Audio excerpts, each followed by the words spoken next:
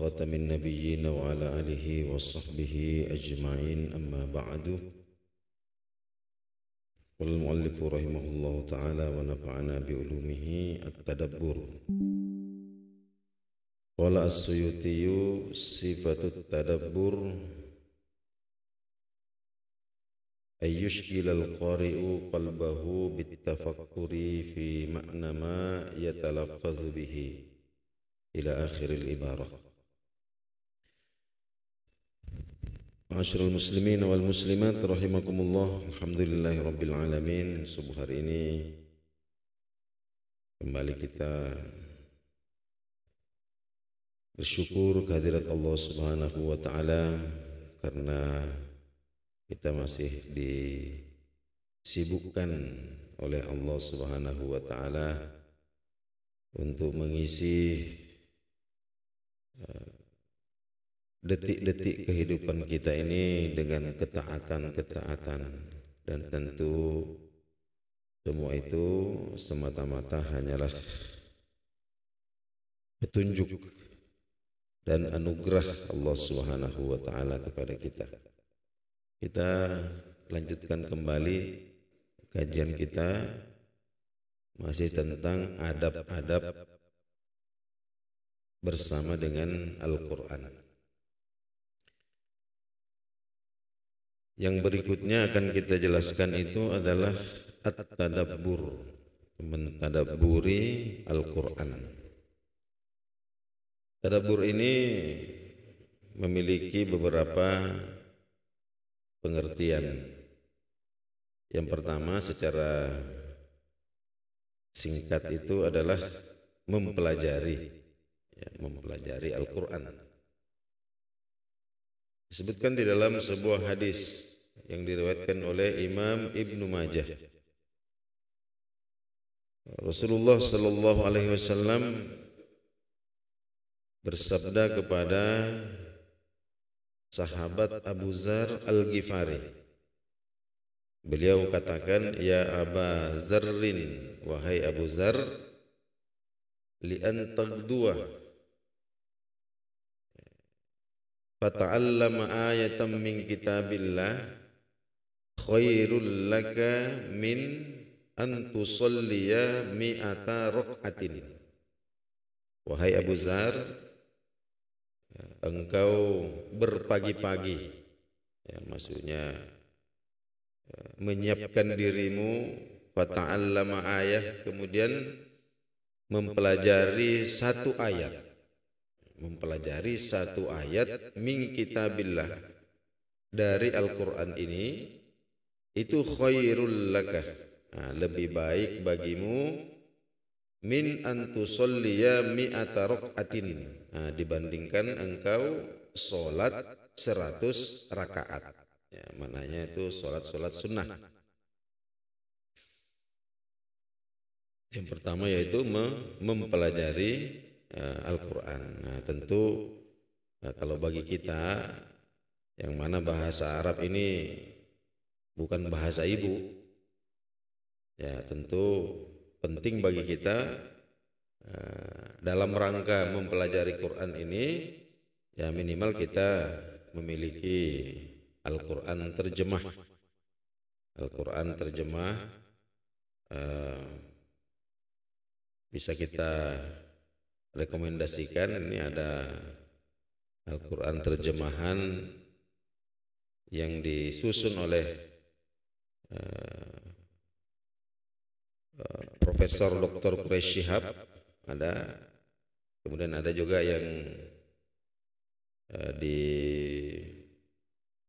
disusun oleh Al-Mukarram Kyai Haji Bahauddin Nur Salim, atau biasa kita kenal Gus Baha.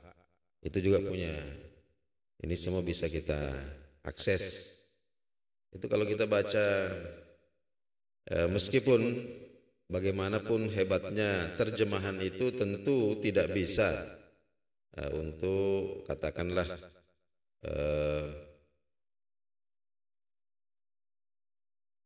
memenuhi semua kandungan makna, karena bahasa Arab ini memang bahasa yang sangat unik. Sehingga dikatakan oleh para ahli linguistik bahwa memang satu-satunya bahasa yang mampu untuk menampung keseluruhan makna yang dikehendaki oleh Al-Quran itu adalah bahasa Arab. Nah, yang banyak kosakata di dalam Al-Quran itu yang aslinya itu ya, sebenarnya tidak pas. Seandainya diterjemahkan dalam bahasa Indonesia itu sebenarnya maknanya itu belum pas. Nah, sehingga masih memerlukan lagi catatan-catatan kaki. Dan yang penting untuk kita memiliki. Kemudian yang kedua adalah kita mau lebih luas lagi, kita punya kitab tafsir. Nah, ini sudah ada yang kata rekomendasikan itu ada tafsir Ibnu Katsir. Nah, ini sudah diterjemahkan juga di dalam bahasa Indonesia. Jadi benar seperti itu. Kita mempelajari Al-Quran, kita ada terjemahan. Nah, kemudian yang kedua ada kitab tafsir. Imam As-Suyuti dalam kitab Al-Itqan, ya, beliau gambarkan begini, bahwa tadabbur itu adalah ketika orang yang membaca Al-Quran ini ya, merenungkan makna apa-apa yang ia baca.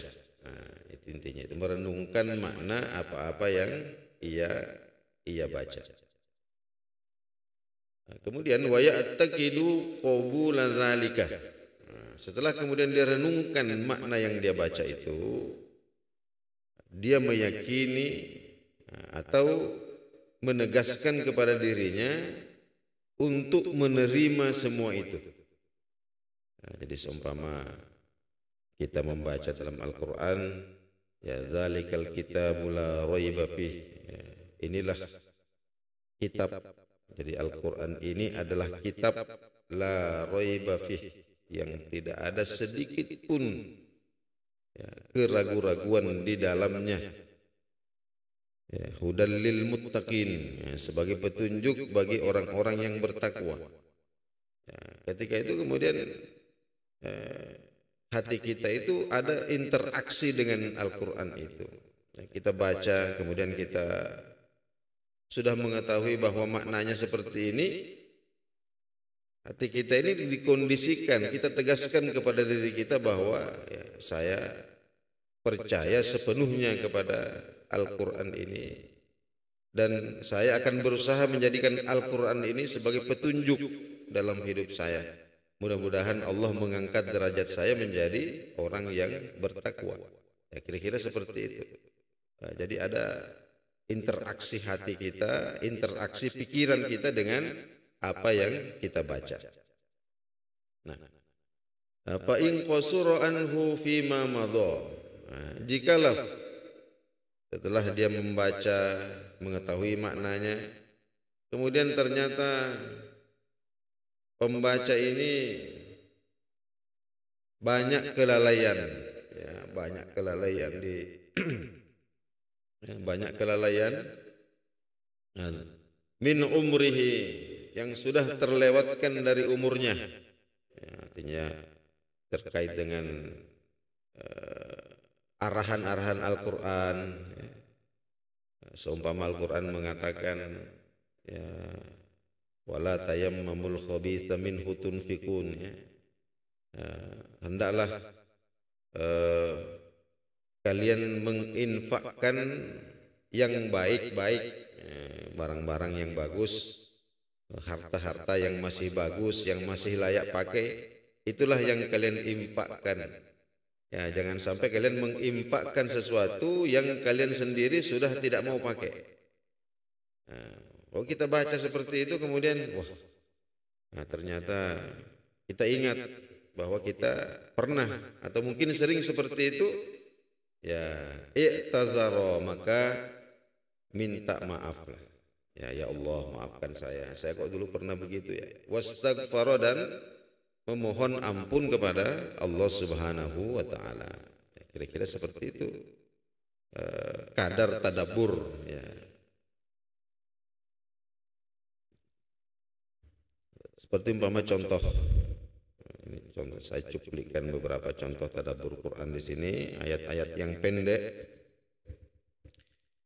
Coba kita baca ayat Allah Subhanahu wa taala. Kita baca kisah tentang Nabi Sulaiman alaihissalam dan seekor burung kecil yang bernama Hudhud. Ini dalam suratul Naml. Ya, ahattu bima lam tuhitu bih.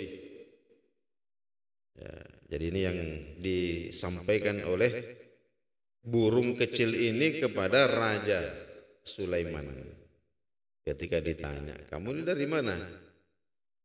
Ya, apa yang burung ini katakan? Ahattu bima lam tuhitu bih. Ya, aku mengetahui sesuatu yang belum engkau ketahui. Kita bayangkan ini seekor burung kecil, seekor burung mengetahui sesuatu yang tidak diketahui oleh seorang raja besar. Bukan hanya seorang raja. Lebih daripada itu, Nabi Sulaiman ini adalah seorang nabi, seorang rasul. Jadi ada seekor burung yang memiliki pengetahuan yang tidak diketahui oleh seorang nabi, ya, sekaligus raja. Bukan raja kaleng-kaleng, ya, raja besar. Ya, ini pelajaran yang indah, ya, agar apa? Agar kita selalu rendah hati. Karena apa yang tidak kita ketahui itu sebenarnya jauh lebih banyak dari apa yang kita ketahui. Apa yang kita lupa jauh lebih banyak daripada apa yang bisa kita ingat. Itu contoh tadabbur, petikan-petikan ayat. Dalam ayat yang lain Allah Subhanahu wa taala firmankan, ya, kita baca dalam surah Hud ayat 114. Allah Subhanahu wa taala firmankan, innal hasanati yuzhibunas sayyiati. Ya, bahwa Allah Subhanahu wa taala katakan kepada kita, sesungguhnya perbuatan-perbuatan yang baik ini akan menghapus kesalahan-kesalahan. Nah, tentu bagi kita yang setiap hari ini bercampur, ya, antara yang baik dengan yang tidak baik ini merupakan berita gembira. Ya. Sesungguhnya perbuatan-perbuatan yang baik ini menghapus kesalahan-kesalahan. Nah, jadi setiap kali kita melakukan dosa, maka kita katakan kepada diri kita, oke, saya kalah, tapi saya tidak menyerah. Ya, kita kalah dari setan, kita kalah dari hawa nafsu kita. Nah, tapi ayat ini betul-betul memberikan kita peluang. Jadi al-hasanat yuzhibunas sayyiat. Kita kalah, jatuh kita dalam dosa, tapi kita tidak boleh menyerah. Artinya jangan putus asa. Nah, begitu kita terjatuh dalam dosa, maka segera kita pulihkan diri kita. Ya, minimal kita berwudu, kemudian sholat 2 rakaat. Ya. Bagaimana jari-jari tangan yang telah berbuat dosa ini kita gunakan untuk hal-hal yang baik. Ya, kita ulurkan membantu kesulitan saudara-saudara kita yang membutuhkan. Minimal kita usapkan tangan ini kepada atau ke kepala anak-anak yatim, ya, dengan penuh kasih sayang. Atau bacalah Al-Quran, kita memandang mushaf dengan mata yang sama yang kita gunakan untuk melihat yang dilarang oleh Allah Subhanahu wa taala. Nah, ini namanya kita memahami bahwa al-hasanatu yuzhibunas sayyiat. Ya, jangan sampai kemudian setan ini berdiri di antara kita dengan Allah Subhanahu wa taala. Nah, sehingga kemudian ada orang yang berputus asa dengan rahmat Allah. Nah, dia merasa bahwa dirinya ini sudah sangat kotor, ya, sudah tidak ada harapan lagi. Jadi jangan sampai dosa kita ini menghalangi potensi kita untuk berbuat berbagai macam kebaikan. Nah, itulah yang diinginkan syaitan. Nah, sedangkan Allah Subhanahu wa taala tidak menginginkan kita seperti itu. Sehingga Allah katakan innal hasanati yuzhibunas sayyi'at, bahwa kebaikan-kebaikan itu bisa menghapus kesalahan-kesalahan. Nah, sehingga ketika kita melakukan dosa, kita akui dosa kita itu, tapi jangan berputus asa. Maka kita hujani dosa kita itu dengan curahan-curahan kebaikan. Niscaya dosa itu pasti akan hilang, tidak berbekas. Kira-kira seperti itu contoh mentadaburi ayat-ayat Al-Quran. Sehingga jikalau seperti demikian ini, ya, muasyarah atau muamalah kita dengan Al-Quran, maka tidak heran kemudian ketika seorang sahabat Rasulullah Sallallahu Alaihi Wasallam, ya, yang diberikan pemahaman tentang Al-Quran, ya, melalui berkah doa Nabi Sallallahu Alaihi Wasallam, yaitu Abdullah bin Abbas radhiyallahu taala anhuma, beliau katakan, li'an aqra'a idza zulzila wal qari'ah, membaca idza zulzilah, suratul zalzalah, wal qari'ah dan al qari'ah, atadabburuhuma, yang aku tadabburi. Membaca dua surah pendek, membaca satu surah pendek ini, izal zulzilatil ardh, al-qari'ah, dengan tadabbur. Kata beliau itu ahabbu ilayya, itu lebih aku senangi min aqra'a al-baqarah wa ala imran tahziran, ya, dibandingkan membaca suratul baqarah, surah Ali Imran dengan cepat, baca dengan cepat tanpa tadabbur. Jadi membaca surah-surah pendek, bahkan membaca penggalan-penggalan ayat yang pendek yang kita renungkan maknanya, tapi dengan tadabbur, itu jauh lebih berbobot dibandingkan kita membaca banyak tapi tidak ada tadabburnya. Ada seorang tabi'in namanya Al-Ahnaf bin Qais, ya. Sebenarnya beliau ini masuk Islam di masa Nabi Sallallahu Alaihi Wasallam, namun tidak pernah bertemu muka, ya. Jadi tidak sempat bertemu wajah dengan baginda Nabi Sallallahu Alaihi Wasallam sampai Nabi meninggal. Makanya beliau ini tidak digolongkan sebagai sahabat karena tidak pernah bertemu dengan Nabi. Beliau ini digolongkan sebagai tabi'in yang besar. Beliau ini seorang kesatria pemberani, jadi panglima perang. Juga sekaligus seorang ahli ibadah. Sehingga Sayyidina Umar menggambarkannya itu, ini orang ini kalau malam hari ibadahnya seperti pendeta, seperti rahib, ya. Tapi di siang hari seperti singa. Kalau di medan perang ini beliau selalu berdiri di barisan yang paling depan. Kadang-kadang itu diriwayatkan beliau duluan, sudah pasukannya ini masih di belakang semua, beliau sudah berdiri sendirian di depan menghadang musuh. Seorang pemberani dan ahli ibadah. Kita belajar dari beliau. Apa yang beliau ucapkan? Beliau katakan begini, arradtu nafsi alal Qur'an, saya hadapkan diriku di hadapan Al-Quran. Jadi kalau beliau membaca Al-Quran itu, maka beliau ibaratkan Al-Quran itu adalah cermin, ya, adalah cermin. Cermin ini tidak akan berbohong. Cermin tidak akan berbohong. Dia akan menunjukkan kepada kita bagaimana sebenarnya kita yang asli. Jadi artinya apa? Arradtu nafsi alal Quran. Saya menjadikan Al-Quran ini sebagai cermin, sebagai standar untuk menilai diri. Jadi menilai diri ini dengan Al-Quran, bukan dengan kata orang. Bukan dengan kata orang. Falam ajid nafsi bi syai'in. Jadi saya sudah mengkhatamkan Al-Quran berkali-kali dan saya tidak menemukan, ya, yang lebih mirip dari diriku. Saya tidak menemukan yang lebih mirip dari diriku dibandingkan atau kecuali orang-orang yang disebutkan oleh Allah di dalam ayat ini. Ayatnya itu At-Taubah ayat 102.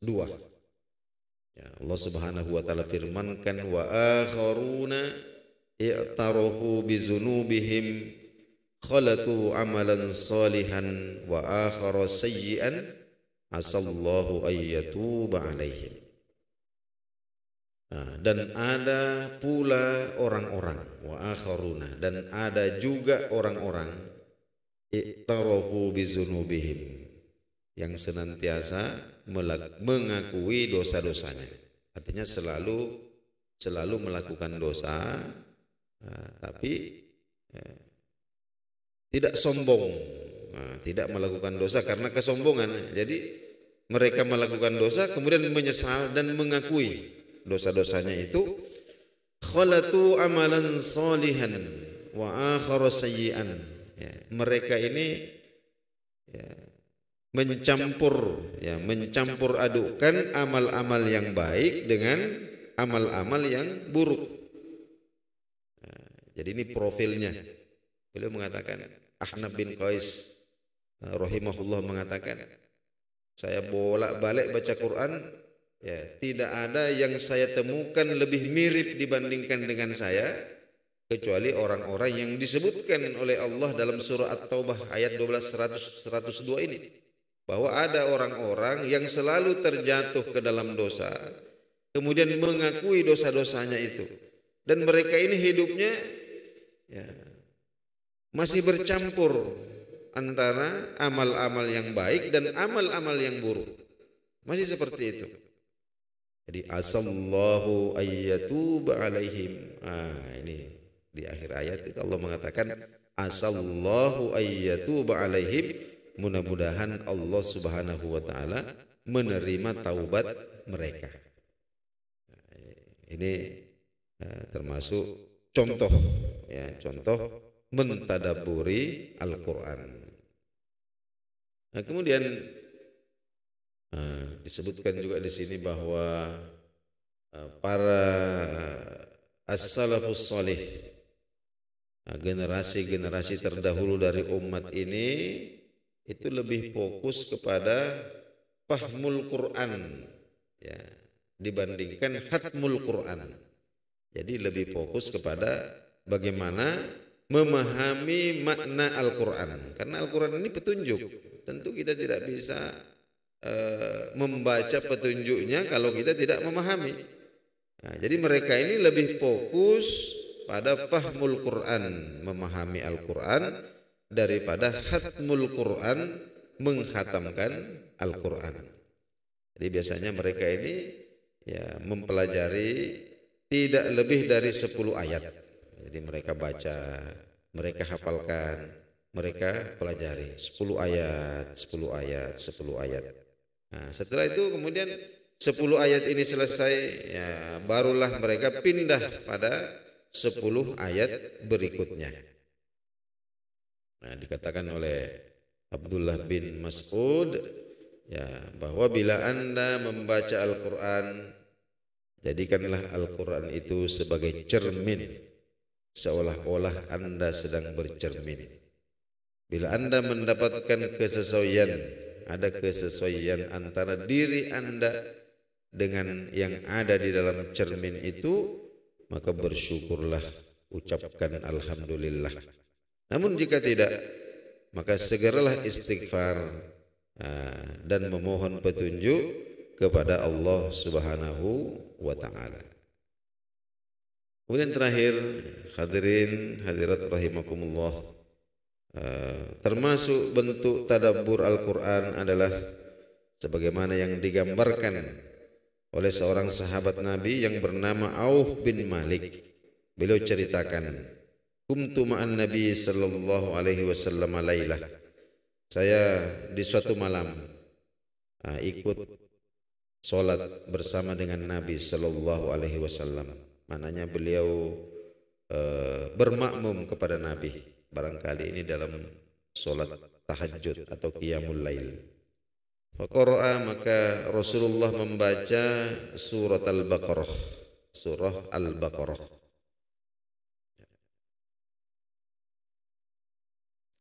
La yamurru bi ayati rahmatin.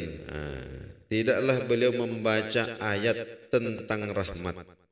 Ketika baginda Nabi membaca ayat tentang rahmat Allah Subhanahu wa taala, illa waqafah, maka beliau berhenti. Beliau berhenti. Wasa'ala, dan berdoa.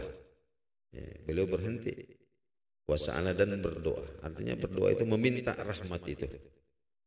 Wala yamurru bi ayati azabin, dan tidaklah beliau membaca ayat azab, ayat yang isinya azab, illa waqafa, kecuali beliau berhenti. Beliau berhenti di situ.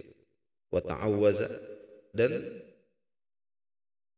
berta'awuz, artinya memohon perlindungan kepada Allah dari azab tersebut. Dan juga disebutkan oleh sahabat Nabi sallallahu alaihi wasallam Abu Zar radhiyallahu anhu, beliau juga ceritakan, pernah kami bermakmum kepada Rasulullah sallallahu alaihi wasallam di suatu malam. Faqama bi ayah, sampailah beliau di satu ayat. Yuraddiduha, yang beliau ulang-ulang ayat yang satu ini sampai saya tidak bisa menghitung berapa kali beliau mengulang satu ayat ini. Itu karena tadabbur itu tadi. Wahya, yaitu in tu'azzibhum fa innahum ibaduk wa in taghfir lahum fa innaka antal azizul hakim. Ini dalam suratul Maidah ayat 118. Ini adalah doa Nabi Ibrahim alaihissalam, untuk umatnya. Dan juga doa Nabi kita sallallahu alaihi wasallam, beliau baca ayat ini disertai dengan perasaan kasih sayang kepada manusia, orang-orang yang ikut atau mengimani beliau, begitu juga dengan orang-orang yang katakanlah membangkang, bahkan memerangi beliau. Beliau baca ayat ini, in tu'azzibhum, ya Allah, jika orang-orang yang durhaka ini engkau azab, fa innahum ibaduk, maka tidak ada yang bisa menyalahkan engkau. Kenapa? Karena mereka itu adalah hamba-hambamu. Jadi in tu'azzibhum fa innahum ibaduk. Kalau engkau azab orang-orang yang durhaka itu, fa innahum ibaduk, pantaslah kiranya engkau azab. Kenapa? Karena mereka itu hambamu, terserah engkau. Wa in taghfir lahum, namun jika engkau ampuni mereka, fa innaka antal azizul hakim, maka sesungguhnya engkau adalah zat yang maha perkasa lagi maha bijaksana. Ini baginda Nabi bolak-balik ayat ini beliau baca dalam cerita sahabat Abu Zar, sampai Abu Zar mengatakan, saya tidak bisa menghitung berapa kali Nabi mengulang ayat itu. Ini adalah bentuk-bentuk tadabbur, dan ini adalah adab yang paling besar terkait dengan Al-Quranul Karim. Mudah-mudahan kajian kita subuh hari ini bermanfaat. InsyaAllah pada pertemuan berikutnya kita akan membicarakan tentang fadailu ba'di suwaril Qur'anil Karim. Fadilah-fadilah sebahagian dari surah-surah yang ada di dalam Al-Quran. Kita akhiri majelis kita dengan sama-sama membaca doa kafaratul majlis. Subhanakallahumma bihamdika asyhadu an la ilaha illa anta astaghfiruka wa atubu ilaik. Assalamualaikum warahmatullahi wabarakatuh.